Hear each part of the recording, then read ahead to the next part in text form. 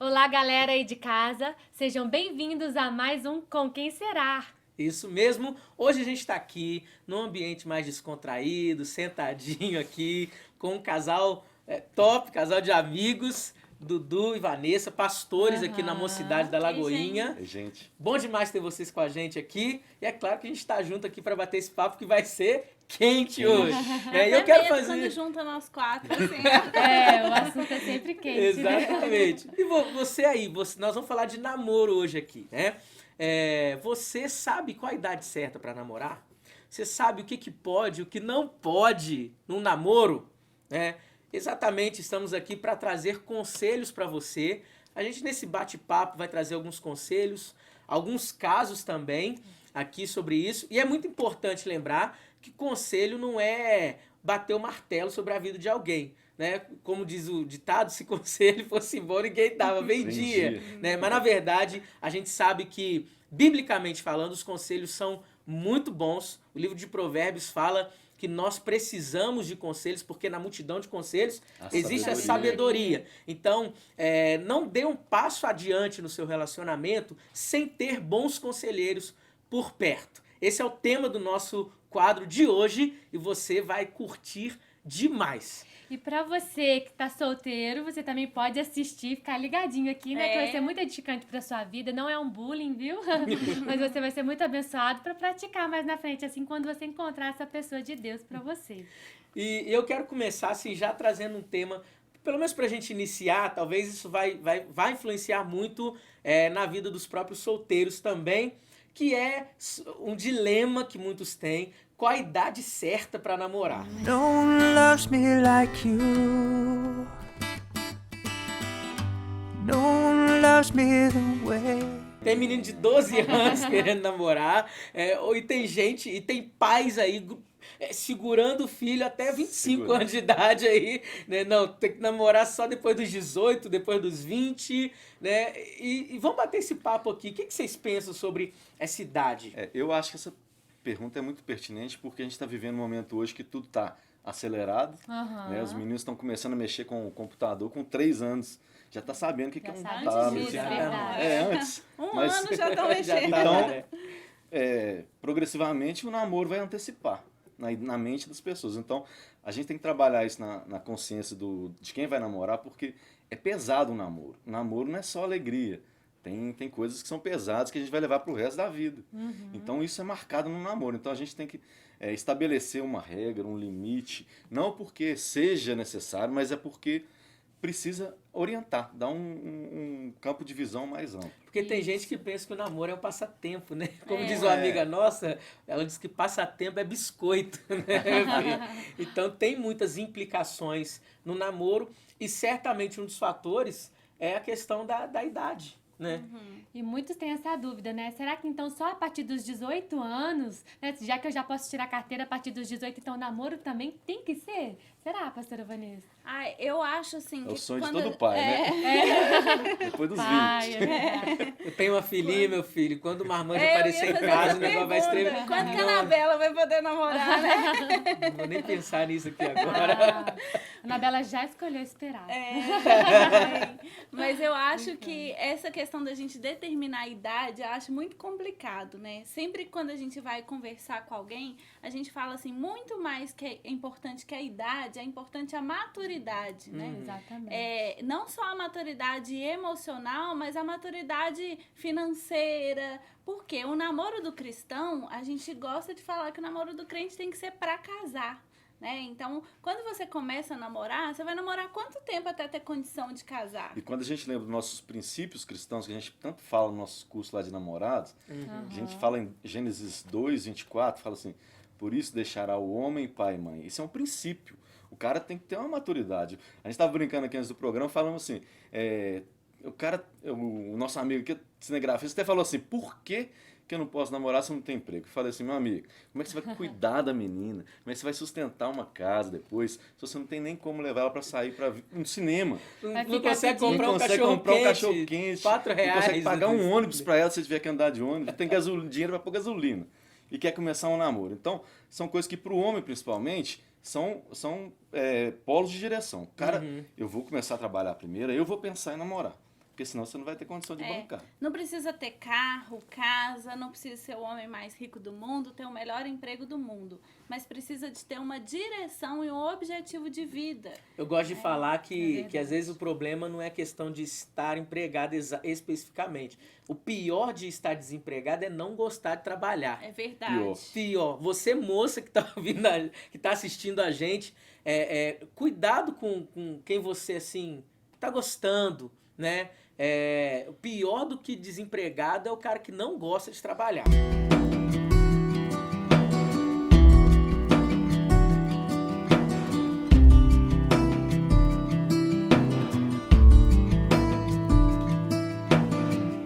Agora, quando a gente fala da questão de maturidade, é muito complicado até mesmo falar. A gente também pensa da mesma forma. Eu acho que você taxar a idade certa, é 18, é 25, é 13, Não dá, é né? uma idade para maturidade. Obviamente que eu já conheci garotos de 13 anos, a gente estava ministrando em um lugar e o menino de 13 anos falou que era maduro, entendeu? Então, assim, essa maturidade eu acho que precisa... A gente pensa que ela precisa ser uma maturidade acompanhada. Né? Porque o cara que tem 12 anos de idade, 13 anos, acha que é maduro. E a gente tem pessoas de 25, 30 anos que não tem E nenhuma não existe um maturidade. aparelho de Verdade. medir maturidade, né? A maturidade ela é medida com as atitudes, com E o tem dia a a dia. questão do impulso também, né? Que é comprovado que o nosso impulso, ele amadurece depois dos 18, 19 anos. Então, um rapaz, uma moça muito novinho, né? Adolescente ali, já quer se envolver num namoro, é mais perigoso. É a época que tá descobrindo o corpo. O impulso aquele não tá impulso. amadurecido, então a chance dele cair em pecado, de fazer sexo antes do casamento é muito maior. Porque o corpo ainda não tá preparado, age muito no que tem vontade. Tô afim de fazer Muito isso, eu movido pela faço. paixão. E aí a paixão muda toda hora. Cada hora tá gostando de um. Então você vai ter que experimentar todo mundo pra poder Sabe encontrar um a conselho, a pessoa. gente tá falando de conselho, um conselho que eu gosto de dar pra pessoa que talvez entendeu. Tá bom, eu só posso namorar quando eu for maduro pra namorar. O conselho que eu gosto de dar é pra que ele tenha esse termômetro externo que ajuda a entender essa maturidade. E que termômetros podem ser esses? Os pais Com são um bom certeza. termômetro para a maturidade da certeza. pessoa. Os A gente que líderes, está na né? igreja, né? Temos os líderes ali. Envolvimento. Sim, no ministério. envolvimento no ministério. Isso ajuda muito a entender o tempo de maturidade. O cara chega, às vezes, é batata assim. Às vezes o cara tá solteiro e chega pra gente falando que quer namorar. E a gente dá os conselhos. Calma, vamos mais assim e tal, né? E tem também o tipo de cara que chega pra gente, já tô namorando. Como assim, velho? Né? E a gente percebe a nítida diferença. Se a gente acompanhar esses dois casos, você vai sempre perceber que aquele que não dá ouvidos a esse termômetro externo sofre muito mais no relacionamento do que aquele que procura esses termômetros. A gente tem que. Você falou de Deus aí. Eu acho que o termômetro para saber se a pessoa está preparada para namorar é justamente como ela está em Deus. Que a pessoa tem que estar plena em Deus, ter uma condição assim. E eu hoje estou bem com Deus para poder estar bem com outra pessoa. Porque senão, nenhum namoro sobrevive de um ficar carregando o outro puxando, não. E a gente Não gente tem que falar de Deus porque ele é o autor do casamento. Namoro visa o casamento. Então não tem como tirar Deus de vida sentimental não, viu, gente?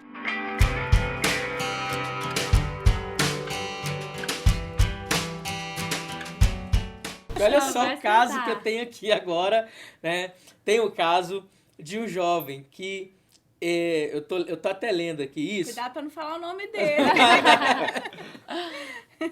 Mas é bem simples assim, né? As palavras são poucas, mas o caso é muito tenso, porque a gente tá falando, vai entrar agora num assunto de lugares, né, propícios, que pode namorar, que não pode, lugar que deve se evitar e tudo mais. O fulano, ele tava sozinho no sítio com a namorada e de repente ele me liga, ele pergunta: pastor, eu estou sozinho com a minha namorada no sítio e eu tô louco para fazer aquilo, o que eu faço? Ele se viu quase ali, né, no momento que não era pra acontecer, daí ele falou assim, deixa eu ligar pro pastor, pelo menos de repente, pesar menos a consciência, né? Vou ver o que o pastor... Talvez ele fale uma coisa que eu quero ouvir, É, né? quem sabe, não, vai bom. fundo, meu filho. É bom até a gente deixar claro, né, gente, que a gente não tem poder sobre a vida das pessoas. A gente não justamente. manda na vida das pessoas, ou libera ou não libera pra alguma coisa, não.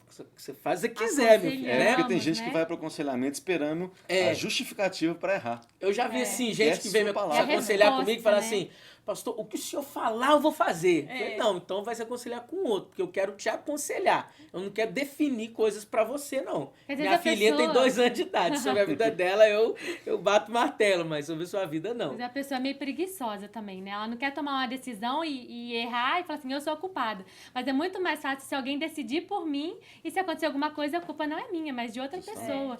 Né? Ainda mais se for o meu líder, melhor ainda, a culpa é dele, ele que me aconselhou. Ele que tem responsabilidade. Então a gente E nunca vai o que a impor, gente né? fala pra esse cara aqui, Dudu, no telefone? Jesus. Manda ele capinar, vai lá fora capinar. Deixa ela lá dentro e Boa, vai boa capinar. ideia. Vai suar, né? Vai suar de outro jeito. Não tem jeito. Sai correndo. Mas meu isso filho. é muito sério, né? As pessoas, elas mesmas se colocam em situações que vão ficar complicadas Criam para mesmo. elas saírem dessa situação, né? Acho que aí tá um ponto muito bacana de as próprias pessoas se colocarem. Às vezes o casal chega pra gente e fala assim, aconteceu. Mas na verdade existem, a gente até gosta de falar ou de usar o nome de cenários, né? A gente monta o cenário da nossa própria vida. Então, muitos casais de namorados montam o próprio E é cenário. premeditado. Já parou pra pensar nisso? Eles são premeditados a pecar. Porque eles montam um esquema, né? Eu vou sair de casa, aí nós vamos pro culto, depois do culto é aquele momento que eu vou ficar sozinho. Aí é a hora que a cabeça do cidadão trabalha. Aí nessa hora ele já pensou, nós vamos passar naquela rua, que ela é escura, nós vamos parar o carro ali e... Meu Deus. E o pior é quando eles pensam que não vão cair. Tipo assim, eu dou conta de ficar sozinha com meu namorado na minha casa, no meu quarto. tá E até não na vai acontecer inocência, né? nada. Tá até na inocência. E acha que vai dar conta. E chega lá, né? Não dá conta. Não dá Aí- conta. Porque não é anjo, né? É verdade, Não é, não é verdade. anjo. Jovem, saudável, tem hormônios, tem Aham. vontade, né? É a Aí fase você- que a gente é mais bonito, você já viu? Parece até injustiça, né? A fase que a gente é mais bonito, que a juventude não pode fazer. juventude. Acho que vale ressaltar aqui que a gente falou alguns termos aqui. Cair, pecado. O que é o pecado, gente? Pecado é tudo aquilo que faz mal pra você. Faz mal pra gente mesmo o pecado. É uma falha que a gente comete que só agride a nossa própria vida e com certeza fere os princípios Da de palavra. Deus que criou o casamento. Todo mundo, sem exceção, se for falar de crente, não crente, de qualquer religião, todo mundo quer ser feliz na vida sentimental. Todo mundo quer ser feliz nessa vida. E escolher agradar a Deus e escolher também não fazer mal a si mesmo é fundamental para que você trilhe uma jornada feliz. Eu vou um pouquinho além, Leandrinho. A gente pensa que o pecado, principalmente sexual, nessa área sentimental, ele é só contra a gente. Só que a Bíblia fala que qualquer pecado que é fora do corpo você comete. Mas o pecado que a gente comete com o nosso corpo, que é o pecado sexual, a gente está cometendo contra o Espírito Santo. Com certeza. E é aí que eu acho que é o peso que o cristão tem que levar na vida dele. Não um peso assim de tristeza, mas a gente saber que já não sou mais eu que vivo, mas Cristo vive em mim. Isso que traz pra gente um vigor, uma vontade de não cometer o pecado. E a palavra tem que fala ser lá, isso. né, em 1 Coríntios 6, que o seu corpo não te pertence Não te mais. pertence Seu corpo mais. é do Senhor, então a gente precisa preservar o nosso corpo e E a saber gente fazendo se mal, igual o guardar, Leandrinho né? falou, pro nosso corpo, tá fazendo mal pro Espírito Santo. Cara, é nítido, porque o sexo, gente, ele é algo que Deus criou, é algo bacana, é algo de Deus para o ser humano, e ele tem um poder maravilhoso, porque ele é um ato no corpo, ele é da carne, mas ele é um ato espiritual também. Verdade. Então, ele tem o poder de unir pessoas, né? E de gerar vida. E Ó, de que gerar lindo. vida. É lindo isso. Isso é lindo. Só demais. que, quando feito fora dos princípios que Deus estabeleceu, ele tem o mesmo poder, mas só que não para juntar. Ele tem o poder para afastar. separar. Desunir. Para separar, Provoca para desunir. desconfiança, provoca tanta E coisa. gerar a morte. E a morte pode ser não pode ser uma morte física, mas uma morte emocional, uma ferida na A alma, morte uma dos morte de sonhos. sonhos. Né? Principalmente a menina, o homem não tem muito esse sonho de casar virgem, mas a mulher, ela tem uma expectativa. O pai dela tem uma expectativa em cima dela, a mãe tem. A sociedade tem uma expectativa em cima da moça. Então, para a moça, a gente vê isso nítido quando a gente vai aconselhar um casal. O olho da moça, a frustração, a tristeza em relação a isso é grande. Por quê? Porque ela tem um sonho, ela tem um verdade. projeto. Então a gente tá falando aqui da vontade do Criador, de Deus, né? Sobre essa área do jovem. E às vezes o casal de namorados, ele quer atropelar essas etapas. Deus disse em Gênesis que primeiro você tem que sair de casa, casar, para depois se unir. Essa união é um ato sexual. E aí o casal de namorados, eles criam diversos cenários. E a gente vai falar quais são os cenários que muitos casais de namorados têm criado para, de fato, como agora você já entende, cair nesse cenário. Mas a gente vai para um breve... depois a gente continua esse papo aqui, a gente volta aí para continuar falando dos cenários aqui, gente. Deus é o maior interessado em que você se case. Isso Glória a Deus. mesmo. Dá um glória a Deus aí do outro lado por isso. Deus é o maior interessado em que você se case. Uma vez, uma menina de 15 anos chegou para mim e falou assim, pastor, eu não sonho mais com casamento, eu não quero casar na minha vida nunca, eu quero ver solteira para sempre. E ela falou se gabando, sabe, achando que era assim, eu tô fazendo, tô tirando onda. Falei, não, isso aí tá errado, porque na Bíblia nós vamos perceber Deus lá no início promovendo um casamento. Quem celebrou o primeiro casamento foi Deus. E algo muito interessante é que isso partiu do próprio Deus. Adão estava lá, Deus criou Adão. Antes de criar a mulher, Deus criou Adão, colocou Adão no jardim, deu várias instruções para Adão. E de repente, quando depois de Deus ter criado tudo, Deus criou o sol, viu que era bom, Deus criou isso, viu que era bom, Deus criou o homem, viu que era bom. Em um determinado momento, Deus disse, não é bom. Que momento foi esse? Quando ele disse, não é bom que o homem esteja só. Quem viu ou quem percebeu a solidão do homem não foi o próprio homem. Quem percebeu isso foi Deus. Quer dizer que Adão, ele estava interessado em cumprir aquilo que Deus queria que ele cumprisse, e o próprio Deus foi quem viu a necessidade de Adão ter alguém, ter uma companheira, uma adjutora fiel ao seu lado. Então, a gente percebe nisso que Deus é o maior interessado no casamento. Na hora certa ele vai ver. Nós é que muitas vezes nos preocupamos demais, nós é que ficamos falando assim, não é bom que eu esteja só. Mas na Bíblia a gente vai ver que não foi o homem quem falou isso, foi Deus. Então você tem que esperar Deus falar isso para você ou de você, na verdade. É interessante notar que em Salmos 40, versículo 1, a palavra fala que esperei com paciência no Senhor. Então, assim, você precisa esperar e descansar no Senhor. Adão, né? Lembrando da história de Adão aqui, Adão, ele dormiu, ele descansou e dali foi tirada a esposa dele. Então, assim, a palavra para você hoje, por mais que você já fale, não aguento mais ouvir isso, mas é para você descansar. Descanse no Senhor, porque vai acontecer, né? E você precisa dormir. De repente, nessa área, você precisa dormir mesmo. Fechar seus olhos e relaxar. Porque quando você dorme, geralmente, você não fica preocupado com tantas coisas, né? Nem com o tempo. Nem com o tempo, o relógio, porque você tá ali dormindo. Afinal de contas, você precisa descansar, não é verdade? Então, você descanse, escolha hoje mesmo descansar no Senhor nessa área, porque pode ter certeza que o Senhor vai te despertar desse sono no momento certo. Verdade, ele coloca o Espírito Santo dentro de nós e o Espírito Santo é o despertador de Deus. A pessoa certa para a sua vida pode estar mais perto do que você imagina, mas talvez não tenha chegado no momento certo, não tenha chegado a hora certa, mas quando chegar você vai perceber que você vai olhar um pouquinho diferente para ela, o Espírito Santo vai começar a despertar. Mas você tem que saber descansar em Deus e saber que Deus é o mais interessado em que você se case. E ele vai proporcionar em vários momentos, ambientes e situações para te ajudar, né, com que esse sonho tão assim desejado aconteça na sua vida. Então, falando sobre os cenários, né?